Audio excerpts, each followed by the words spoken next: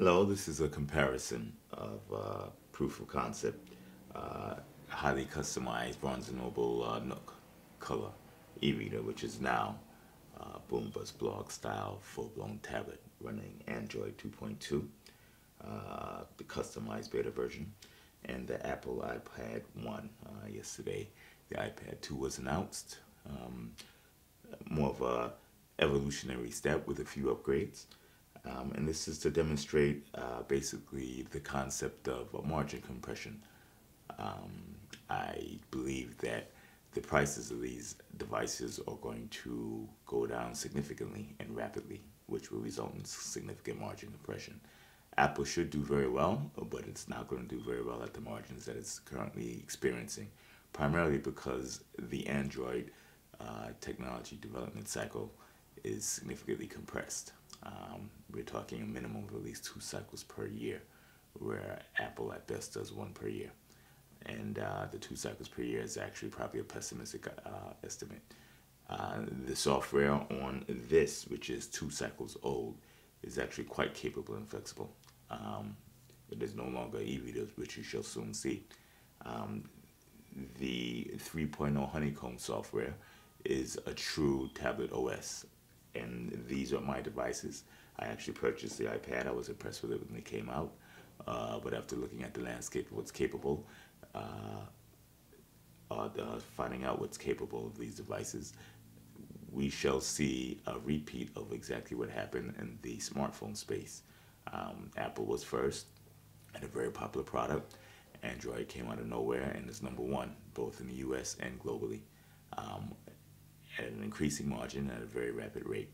I expect the same thing to happen in tablets, probably with even more of a vociferous push, simply because of the amount of competition coming out. As of right now, there's only one true Android tablet out, and it came out with beta software. Honeycomb hasn't even been released ASOP to the open source software foundation, so the code is not even available.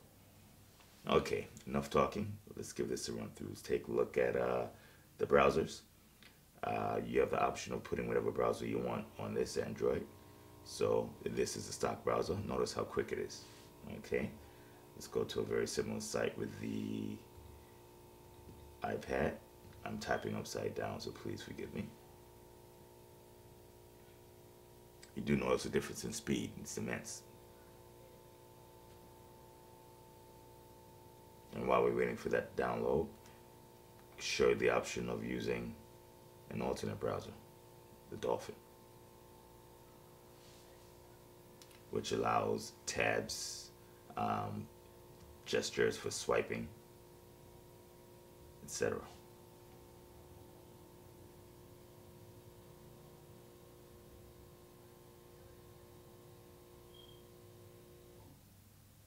And I can't tap upside down.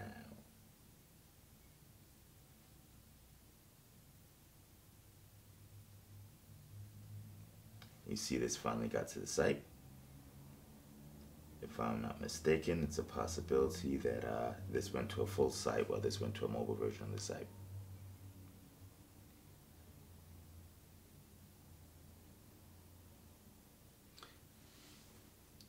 Okay, so you see the Dolphin was a little slower than the built-in browser because the Dolphin downloads the entire site. Notice also that this has an option of downloading heavy content such as Flash. This plays full Flash. The Apple doesn't. You see the difference in the sites. Scrolling. Unbelievably customized as is. This is probably about $295 compared to the entry price of $500 for the Apple product. From a hardware perspective, to the Apple compared to the Apple One, this actually has more robust hardware, save the screen. The screen on the Apple is both larger and brighter. Everything else, in my opinion, is superior on here in terms of chip speed, graphic. This has been overclocked to 1.1 gigahertz. Runs quite smoothly. The Apple is running at, if I'm not mistaken, approximately 1 gigahertz. Let's do another test. What we can do is we'll simply open up a new tab here. I can get the plus button. It's difficult to do things upside down, pardon. Or better yet, we did the, let's open up email clients.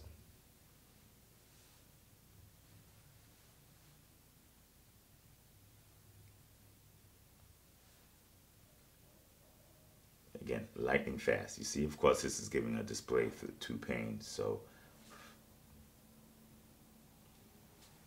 lightning fast. You see the difference?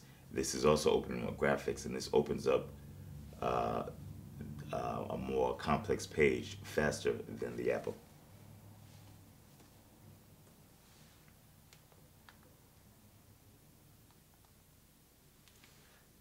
An example of video. I unfortunately can't give the same demonstration on the iPad because I do not use iTunes. I find it to be rather constricted. This is a 1.5 gigabyte copy of Inception with Dolby Digital Surround and 720p video, 720p HD.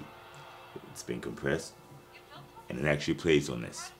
If you had a smaller copy of the video file, something more like 1020 by 600, which is the size of the screen, it would play flawlessly. But you see no errors and no stuttering here, and this is an immense file.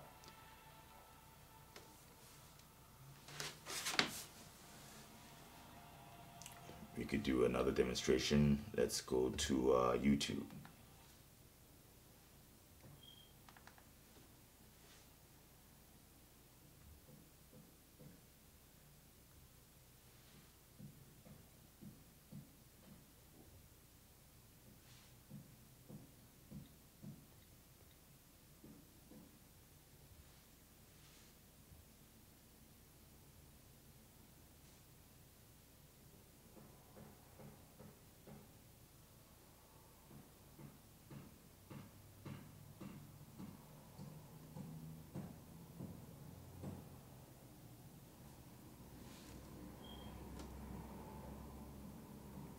This is opening the full version while this is opening the mobile version. And that is one reason for a significant difference in speed. So we'll switch this to desktop to try and even it out. And you see again, a very significant difference in speed. Very significant. Refresh and refresh.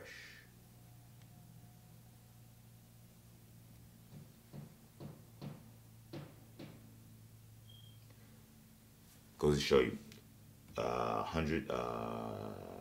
much is it? $295, $500 entry. Okay, now that's in loading the page. After we load the page, let's click a video.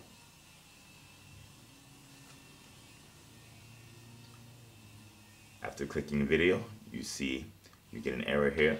You need to upgrade your Flash player to watch this video. Flash won't play on Apple products. Here you see it's playing with no problem right here. Okay. Now, there are ways to get it to play. You could use the HTML5 version, but then you have to go into the YouTube app to play. This has a YouTube app as well. It's not necessary to use it because you can play right off the web page.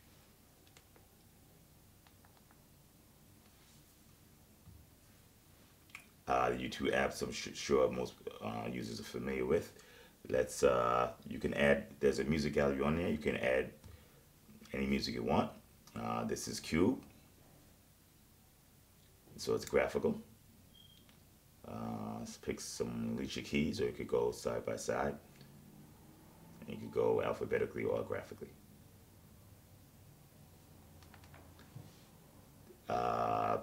They also have torrent files, which are not allowed on iTunes. You could download here. You have full access to the Google App Market.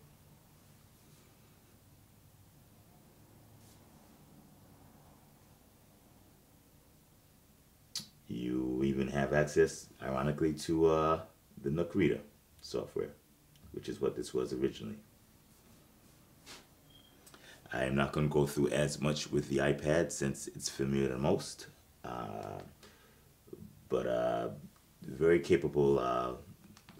This is very capable for the potential investment.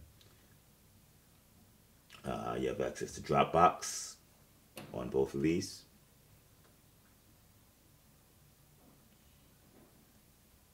And from Dropbox, we can download full-size Office apps.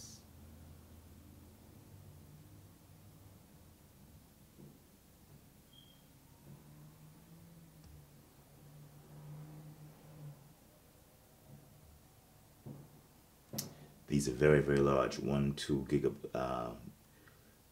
not gigabytes, I'm sorry, 4 or 5 megabyte spreadsheets using Documents to Go, which is available on both products.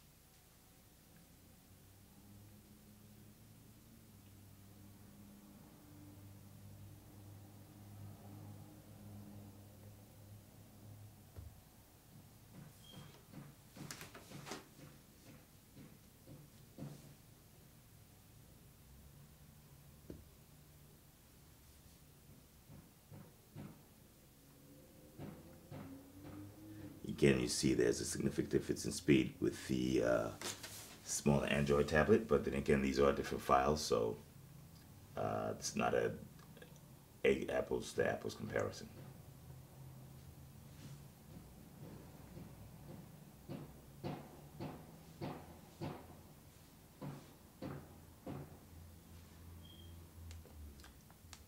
And of course, we have the ability to play games.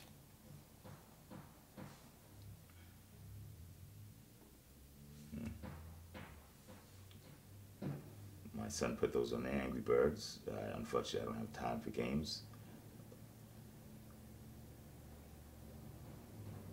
which we have to do something about that because we all need time to play games, right?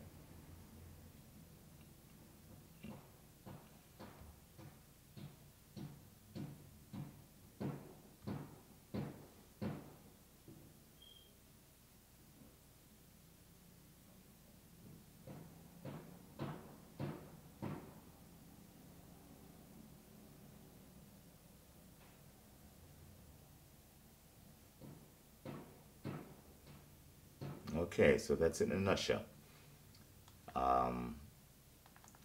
One other, okay, this is the music app on the iPad, which is the iPhone app. I'm sure many are familiar with it. And then we have the photo gallery. Very unique with this product.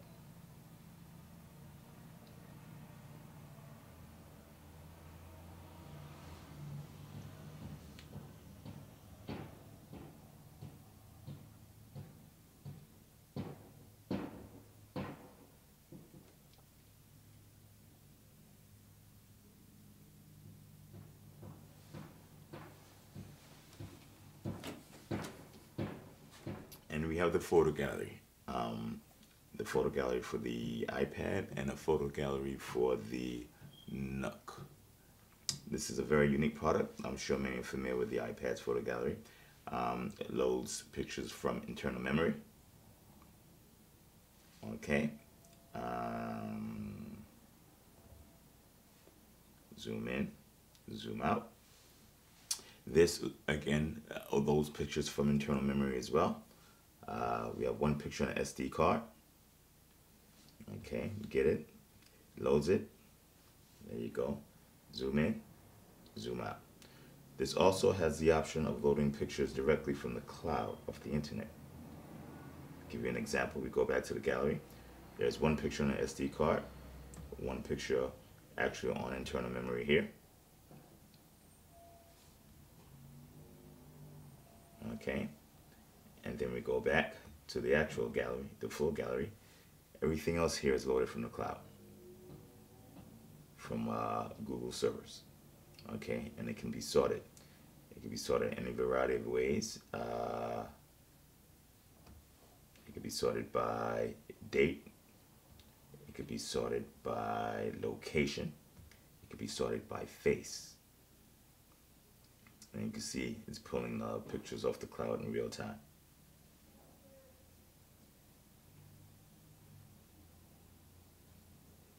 This was made for tablet use, so you can actually take the pictures and rearrange them, mix and match them.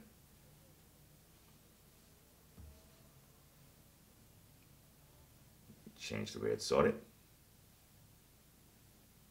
Now it's sorting by date. Oops, of course we cut it off and on. Okay, and you see it's sensitive to accelerometer. Very cool. Enjoy. The new iPad, the iPad 2 was just announced yesterday. Features, faster chip, more memory, unspecified amount, 33% lighter with a front and rear camera, and some software tweaks. Personally, I wouldn't buy the new iPad. It's not enough of a upgrade from the old iPad. That's the second tertiary reason. Primary reason is the Android, in my opinion, totally and absolutely outclasses the Apple iOS products, primarily because of the openness and the ability to perform whatever you want. I can actually take this and totally replicate the iPad interface if I wanted to. Of course, I feel I would be taking a step backward, but if one were to do that, it's simply a matter of configuring the interface. You don't need to know programming. You simply go in and move the icons as you want them to be. Put them wherever you want. Drag, put it there. Change the background. You can change the way the panels work. Very, very customizable. The Honeycomb OS, which is version 3, actually runs on this as well. It's still beta, so it's a little buggy. Very, very unique interface, custom made for tablets. I will install this once the beta version is out. Once the actual finished code is out, should be a couple of weeks, and I'll come back and let you know how it works.